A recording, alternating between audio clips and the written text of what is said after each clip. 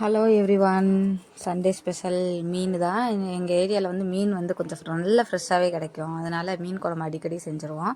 அப்புறம் பார்த்திங்கன்னா ரசம் இதெல்லாம் ரெடி பண்ணிகிட்டு இருந்தோம். சூரொட்டி வந்து தம்பிக்காக வாங்கியிருந்தோம்.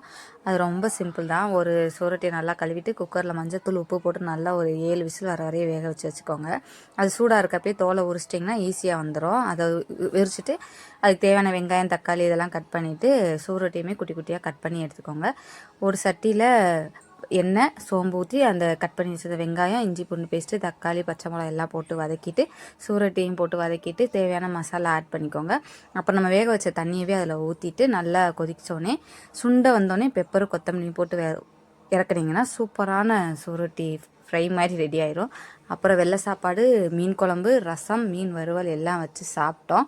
உங்கள் வீட்டில் சண்டே ஸ்பெஷல் என்ன அப்படின்றத கமெண்ட் பண்ணுங்கள்.